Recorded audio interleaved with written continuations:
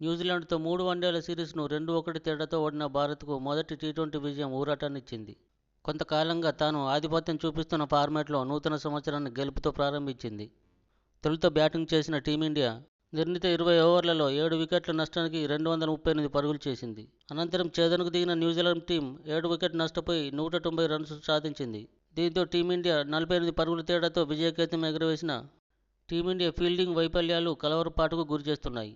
Score board మీద భారీ score ఉంది కాబట్టి పెద్దగా ఇబ్బంది పడలేదు. కానీ మనం కూడా 20-30 పరుగులు తక్కువ చేసి ఉంటే పరిస్థితి మరోలాగా ఉండేది. ఫీల్డర్లు అందివచ్చిన అవకాశాలను జారవిడచడమే దీనికి ప్రధాన కారణం.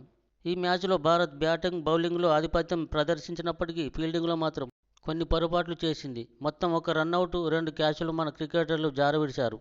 టీ20 ఫార్మాట్లో లీడింగ్లో ఉన్న ఓ జట్టుకు ఇలాంటి ఫీల్డింగ్ అసలేమాత్రం ఆమోదయోగ్యం కాదు. సోషల్ మీడియాలోనూ పలువురు టీమిండియా అభిమానులు ఇదే అభిప్రాయాన్ని వ్యక్తం చేస్తున్నారు. మ్యాచ్లు గెలవాలంటే క్యాచ్లు పట్టవలసిందే.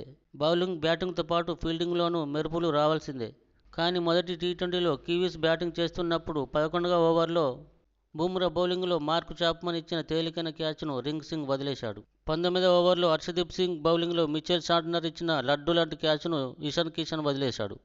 అలాగే మొదటి ఓవర్లో హర్షదీప్ బౌలింగ్లో డెవాన్ కాన్వే ఇచ్చిన క్యాచ్ను వికెట్ కీపర్ సంజు శాంసన్ ఒడిసి పట్టుకున్నాడు. కానీ శివం దూబే బౌలింగ్లో ఫిలిప్స్ను రనౌట్ చేసే అవకాశం ఉన్నా చేయలేకపోయాడు. 40 పరుగుల వద్ద లైవ్ పొందిన ఫిలిప్స్ 78 పరుగులతో టాప్ స్కోరర్గా నిలిచాడు.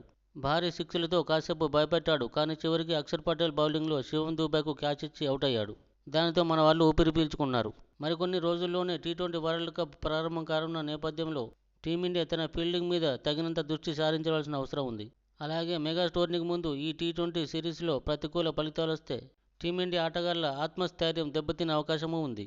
అందుకే అటు బ్యాటింగ్లోనూ, ఫీల్డింగ్లోనూ, బౌలింగ్లోనూ అప్రమత్తంగా ఉండాలని పలువురు క్రికెట్ విశ్లేషకులు భారత్ జట్టుకు సూచిస్తున్నారు. Thank you for watching. ఈ వీడియో నచ్చితే సబ్స్క్రైబ్తో పాటు కామెంట్ చేయండి.